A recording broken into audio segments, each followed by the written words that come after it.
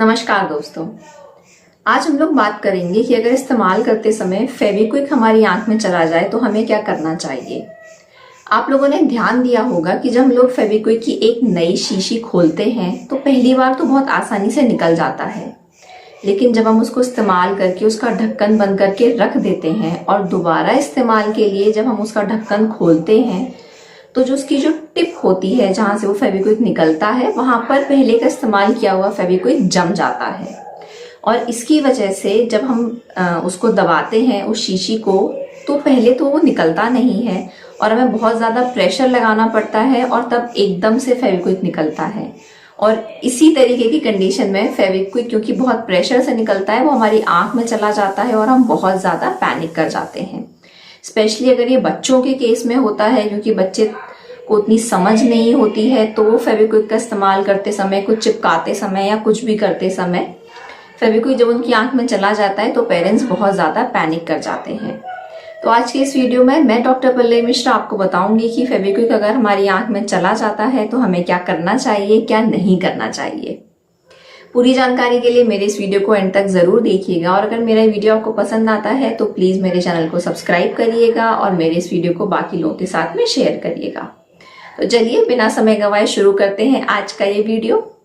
अगर फेविक्विक आंख में चला जाता है तो सबसे पहले तो मैं आपसे ये कहना चाहूंगी कि पैनिक करने की जरूरत नहीं है, एंशियस होने की बिल्कुल भी जरूरत नहीं है।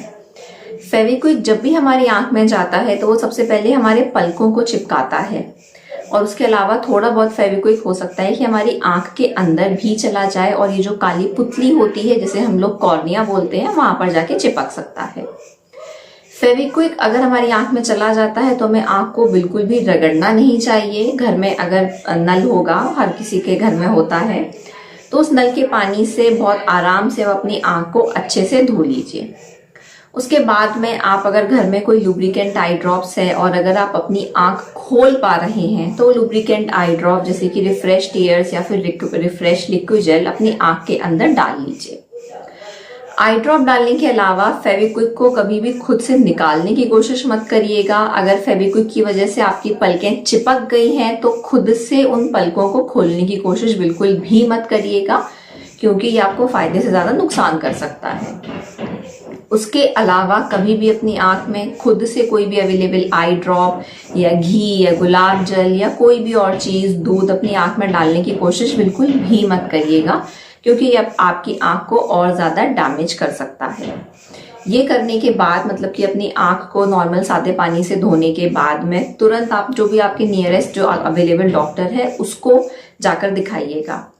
अस्पताल पहुंचने पर अगर आपकी जो पलकें हैं वो फेविक्विक की वजह से चिपक गई हैं तो डॉक्टर उन पलकों को खींचकर खोलने के बजाय पलकों को काट देते हैं जिसकी मदद से आंख आराम से खुल जाती है।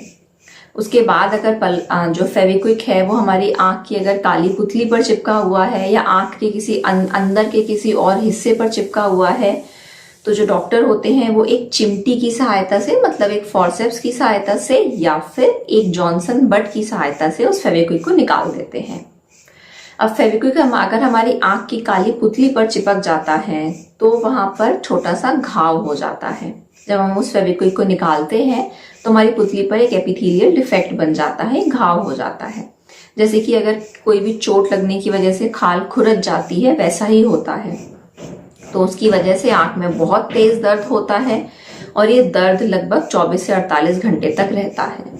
उस दर्द को कम करने के लिए वैसे तो डॉक्टर कुछ आपको पेन किलर दे सकता है या फिर अगर वो घाव ज्यादा है तो आंख पे BCL या एक कॉन्टेक्ट लेंस लगा सकता है या फिर आपकी आंख की पट्टी कर सकता है।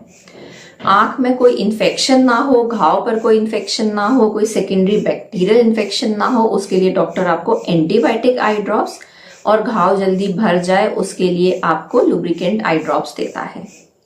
वैसे तो फेविक्विक जब आंख में चला जाता है तो बहुत विशेष चोट नहीं पहुंचता है अगर आप तुरंत अपने डॉक्टर को दिखा लेते हैं, लेकिन कभी कभी फेविक्विक की वजह से अगर जो अमाउंट है फेविक्विक का वो अगर आंख में बहुत अंदर चला गया है या फिर पुतली पर बहुत बड़ा घाव हो गया है तो ये एक लॉन्ग स्टैंडिंग पुतली पर सफेदी भी कर सकता है। तो जब भी आप फेविक्विक का इस्तेमाल करें, मेरी आपसे रिक्वेस्ट है कि बड़े लोग इस्तेमाल करें तो बहुत ध्यान से इस्तेमाल करें, और अगर बच्चे इस्तेमाल कर रहे हैं तो बड़ों की प्रेजेंस में उसका इस्तेमाल करें। उम्मीद है मेरा वीडियो आपको पसंद आया होगा। आंख की बीमारी के संबंध में किसी भी जानकारी के लिए आप मुझे नीचे कमेंट बॉक्स में मैसेज कर सकते हैं। मिलते हैं अगले वीडियो में, तब तक के लिए अपना ध्यान रखिए, अपनी आंखों का ध्यान रखिए। जय हिंद।